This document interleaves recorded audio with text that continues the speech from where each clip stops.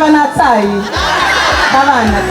Sisi namba moja. Yasiri yasituachieni oye. Nyuma watangoja. Haya, hawa waheshimiwa tuliweza kukaa pamoja na rais tukamwelezea zile hali ambazo tuko nazo. Hapa Tiwi tuko na kampuni 33, lakini nina imani hapa ukiuliza directors wa kampuni akaunti yenu ina pesa ngapi, wengine watakwambia iko zero. Ndivyo ama si?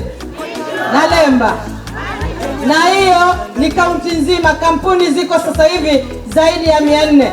Tukaanzisha vikundi vyetu mpaka sasa tumeongezeka, sasa tunafungua makampuni kupitia kwa mstahiki gavana. Kwa hivyo ni shukrani kubwa hiyo kwa gavana wetu wa nguvu.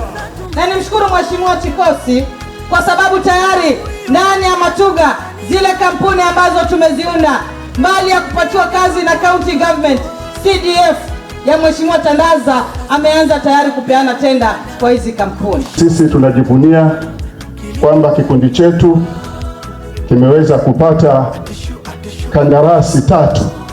Kwanza tulipewa kandarasi ya barabara ya $2.5 million na kazi ya kandarasi hiyo inaendelea.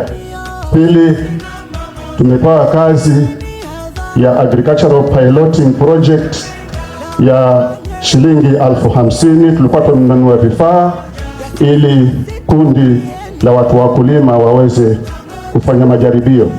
Kazi hiyo tumeifanya na tumelipwa. Na kazi ya 3 ni kazi ya upande wa afya. Hiyo tumepata pia tenda ya $2.5 million ya kununua vifaa vya usafi katika hospitali yetu. Hizi zote ni kazi ambazo tumepawa sisi kama kikundi. Umoja ni nguvu. Kwa wana Tiwi tuko hapa tupeane checks za basari. Shule zetu pia ziliathirika pakubwa. Kama leo hii Kaya Tiwi Secondary kutoka Tiwi pekee, Kaya Tiwi tunaipatia cheki ya